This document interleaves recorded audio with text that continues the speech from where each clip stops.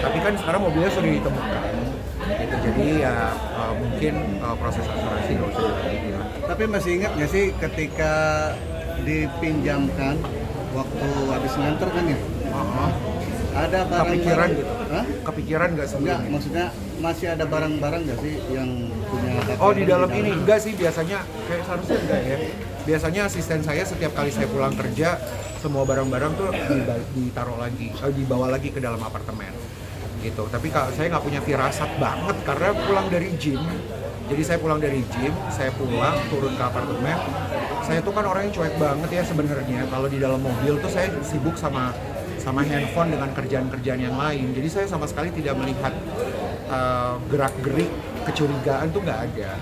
Karena biasanya kalau di saya tuh khususnya supir, 1 bulan pertama tuh biasanya saya nggak mau banyak komunikasi, biarkan manajer saya sama tim saya yang komunikasi sama supir ini. Tapi ini pembelajaran juga, ternyata saya nggak boleh terlalu cuek ya. Maksudnya nggak boleh ya udah biarin aja, dipercaya aja saya. Karena saya tuh orangnya nggak mau kayak perhatiin mukanya gitu, kayak apa gitu. Jadi kalau supir datang nganterin saya ke studio juga dia coba, iya pak, saya coba ya gitu, saya masuk gitu. Jadi ternyata nggak boleh juga. Artinya saat hari pertama kehilangan baju itu udah turun semua ya? Nah, udah Sepatu, udah. baju udah turun ya waktu itu ya? Gimana mas? Saat hari pertama hilang itu sempat menyalahkan orang yang merekomendasikan. Enggak, itu sahabat saya banget sebenarnya. Walaupun beberapa teman-teman saya, Bang Sandy juga bilang, karena saya nggak tahu saya nggak tahu hukum dan caranya teman-teman polisi untuk bekerja ya. Tapi kan dengan kenapa saya ada Bang Sandy, kalau Bang Sandy bilang semua bisa dicurigai. Nah, tapi kalau Mbaknya tanya, saya punya kecurigaan kepada teman saya sendiri sama sekali enggak, karena teman saya ini tuh cukup sering banget datang ke apartemen saya gitu, dan saya tahu rumahnya, orang tuanya saya tahu, kerjanya saya tahu, dia pegang teman-teman selebriti nama-nama besar gitu. Jadi nggak mungkin lah dia sekongkolan atau dia yang membuat cerita ini tuh nggak mungkin. Orang tadi siang aja dia ada, tadinya saya mau bawa dia ke sini, dia juga mau ikut, cuma dia harus ngurusin Mbak Memes mau konser. Tapi rasanya gimana mungkin? Kenapa? Minta maaf dari pihak yang... Oh iya, of course, dia minta maaf, malah tiap hari dia telepon ke manajer saya, sering juga datang ke apartemen saya karena dia juga mau tahu gimana prosesnya gitu, jalannya gimana. Artinya ada merasa bersalah juga ya pada diri dia. Mengatakan bahwa dia adalah motifnya ekonomi. Nah, ya betul sekali, itu juga yang sebenarnya sebelum dikasih tahu sama teman-teman kepolisian sama Bang Sandy kalau motifnya adalah ekonomi, di saat itu hilang udah pasti karena ekonomi. Nggak lagi kepikiran lain. Masa mau dibawa sama dia karena dia perlu mobil, kan nggak mungkin. Itu aja. Cuma awalnya di saat pertama kali dia membawa mobil keluar, kita tuh masih menduga, manajer saya yang bilang, Ren, tahan dulu, siapa tahu dia itu punya kejadian-kejadian, istrinya mungkin ada sesuatu yang nggak baik gitu, anaknya mungkin kecelakaan, ya aneh-aneh lah. Jadi mungkin dia harus pergi untuk nyamperin sesuatu yang sangat penting, gitu, urgent gitu. Saya ikutin manajer saya karena saya malamnya harus syuting di MNC. Dan panggung pertama lagi. Iya, positive thinking. Terus saya bilang, iya deh, mungkin bisa itu terjadi walaupun itu salah ya. Seharusnya dia ngabarin dulu atau dia menjawab dulu, bilang mohon maaf sekali, saya misalnya istri saya sakit gitu kan, atau anak saya apa gitu. Nah, ini tidak.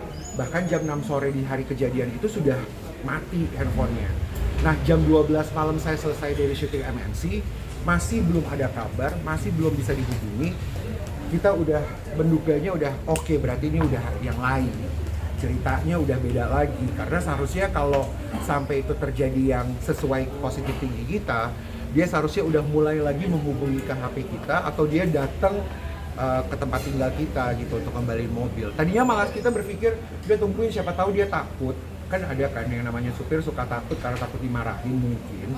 Tadi kita berpikir mungkin dia akan kembali ke apartemen, terus balikinnya itu cuma ke resepsionis, taruh di resepsionis karena dia takut dimarahin. Enggak juga ternyata. Ya udah malam itu jam 12 pulang dari MNC, saya mikirnya aduh udah deh, ini udah yang lain nih berarti motifnya. Dan ini cukup kaget juga tadi pada akhirnya waktu dibuka-buka, motifnya ternyata aneh-aneh ya, dan sindikat itu yang jadi ketakutan. Makanya kemarin tuh saya sempat nggak tidur tuh karena saya bersyukur juga ya saya nggak pernah di apartemen saya tuh supir nggak pernah masuk ke dalam unit. Jadi supir tuh selalu tinggal nunggunya di ruangan supir di gedung parkiran.